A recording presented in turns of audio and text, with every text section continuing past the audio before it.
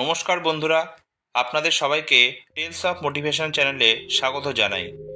আজকে আমাদের গল্পের শীর্ষক হল সুখ বহির্জগতে নয়, অন্তরে খোঁজো। রাজগৃহের এক ধনী বণিকের নাম ছিল আনন্দ দাস। সারা শহরে তিনি পরিচিত ছিলেন তার বিশাল সম্পদ, অঢেল ধন দৌলত আর প্রাসাদের জন্য। তার প্রাসাদে ছিল সোনার উপর আসবাব, অমূল্য রত্নখচিত পাত্র আর অসংখ্য দাসদাসী। বাইরে থেকে দেখলে মনে হতো আনন্দ দাসের জীবনে যেন কিছুই অভাব নেই, কিন্তু অন্তরে তিনি ছিলেন চরম অশান্ত। দিনরাত অস্থিরতা, ভয় আর উদ্বেগ তাকে ঘিরে ধরত। তিনি ভেবেছিলেন সুখ মানে বেশি ধন, বেশি ভোগ, বেশি আড়ম্বর। কিন্তু সব কিছু থাকার পরেও কেন যেন হৃদয়ে শান্তি নেই। রাতের পর রাত তিনি নিদ্রাহীনতায় ভুগতেন। একদিন আনন্দ দাস তার বন্ধুকে বললেন, আমি বুঝতে পারছি না কেন আমার মনে শান্তি নেই। এত কিছু আছে, অথচ মনে হচ্ছে আমি শূন্য। প্রতিদিন নতুন পোশাক, নতুন ভোজ, নতুন বিনোদন, তবুও কেন যেন সুখ খুঁজে পাচ্ছি না। তার বন্ধু পরামর্শ দিলেন, হে আনন্দ দাস, তুমি যদি প্রকৃত শান্তি চাও তবে একবার গৌতম বুদ্ধের কাছে যাও। তিনি সত্যিকারের শান্তির পথ দেখাবেন। আনন্দ দাস প্রথমে অনাগ্রহী ছিলেন। তিনি ভাবলেন, আমার মতো ধনী মানুষের কাছে সন্ন্যাসী কি শিক্ষা দিতে পারে। কিন্তু অন্তরের যন্ত্রণা তাকে শান্তি দিচ্ছিল না। অবশেষে এক সকালে তিনি গৌতম বুদ্ধের আশ্রমে যাওয়ার সিদ্ধান্ত নিলেন। বুদ্ধ তখন শ্রাবস্তির জেতবনে অবস্থান করছিলেন। আশ্রমে প্রবেশ করে আনন্দদাস দেখলেন সরল চাদরে মোড়া ভিক্ষুরা নিঃশব্দে ধ্যান করছেন। কোনো আড়ম্বর নেই, কোনো সোনারূপ নেই, তবুও তাদের চোখে ছিল অপূর্ব শান্তির দীপ্তি। তিনি বুদ্ধের সামনে গিয়ে প্রণাম করে বললেন, ভগবান, আমি আনন্দ দাস। আমার কাছে সব কিছু আছে, ধন, সম্পদ, প্রাসাদ, ভোগবিলাস, কিন্তু আমার অন্তর অশান্ত। সুখ কোথায় পাবো তা আমি খুঁজে পাচ্ছি না। দয়া করে আমাকে পথ দেখান। বুদ্ধ শান্তভাবে তার দিকে তাকালেন, কোমল কণ্ঠে বললেন, হে গৃহস্থ, তুমি সুখ খুঁজছো বাইরে, ধন, ভোগ আর আড়ম্বরের মাঝে, অথচ প্রকৃত সুখ বহির্জগতে নয়, অন্তরে। এই সত্য না জানার জন্যই তুমি আজ অশান্ত। আনন্দ দাস বিস্মিত হলেন। তিনি বললেন, কিন্তু ভগবান, যদি সুখ অন্তরে থাকে তবে আমি তা কেন অনুভব করতে পারছি না? বুদ্ধ একটি উদাহরণ দিলেন। তিনি বললেন, ভাবো এক রাজকুমার সোনার খাঁচায় বন্দি একটি পাখি রাখল। বাইরে থেকে খাঁচাটি ঝলমল করছে, কিন্তু পাখিটি কাঁদছে, কারণ তার স্বাধীনতা নেই। তুমি সেই পাখির মতো, বাইরে ধনের খাঁচা আছে, কিন্তু অন্তরে মুক্তি নেই। আর মুক্তি ছাড়া সুখ কখনো আসবে না।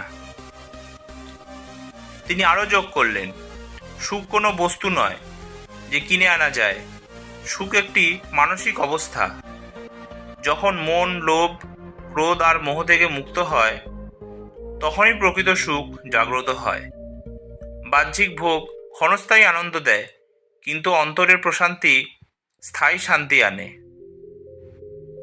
বুদ্ধ আনন্দ দাসকে ধ্যান করার শিক্ষা দিলেন।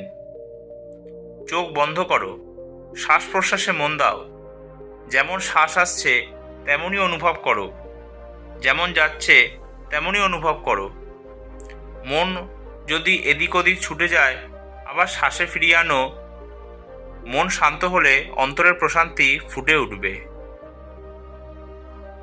আনন্দ দাস প্রথমে ধ্যান করতে গিয়ে অস্থির হয়ে উঠলেন। অগণিত চিন্তা, ভয়, অভাব, ভবিষ্যতের উদ্বেগ তাকে গ্রাস করছিল। কিন্তু ধীরে ধীরে তিনি অনুভব করলেন, শ্বাসের প্রতি মনোযোগ দিলে এক ধরনের প্রশান্তি আছে। কয়েকদিন বুদ্ধের আশ্রমে থেকে আনন্দ দাস ধ্যান অভ্যাস করলেন।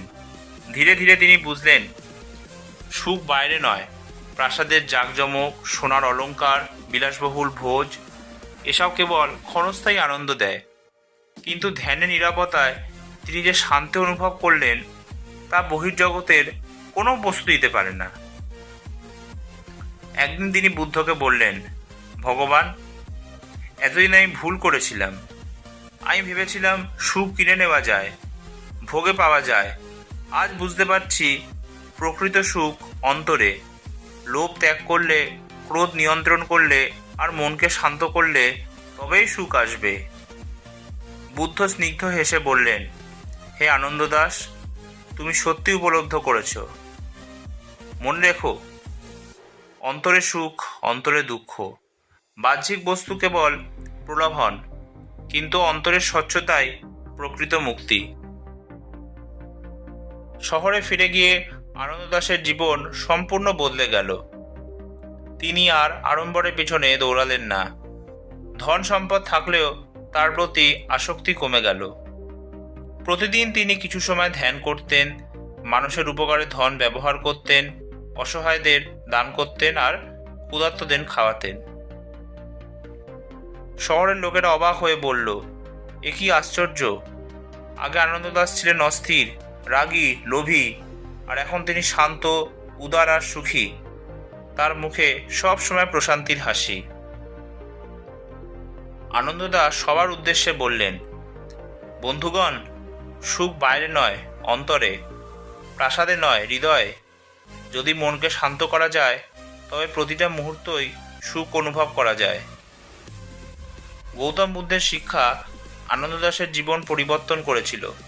তিনি উপলব্ধি করেছিলেন, ধন সম্পদ, ভোগবিলাস ক্ষণস্থায়ী আনন্দ দেয়। প্রকৃত সুখ আসে যখন মন লোভ, ক্রোধ, মোহ থেকে মুক্ত হয়। সুখ কিনে নেওয়া যায় না, তা উপলব্ধি করতে হয় নিজের অন্তরে। আর 4, ধ্যান এবং আত্মচিন্তাই অন্তরের প্রশান্তির দরজা। এই গল্প আমাদের শেখায়, সুখ বহির্জগতে নয়, বরং অন্তরে খোঁজো, কারণ মন শান্ত হলে তবেই প্রকৃত আনন্দ পাওয়া যায়। আজকের গল্পটি এই পর্যন্তই। গল্পটি ভালো লাগলে প্লিজ ভিডিওটি লাইক, শেয়ার আর চ্যানেলটি সাবস্ক্রাইব করতে ভুলবেন না।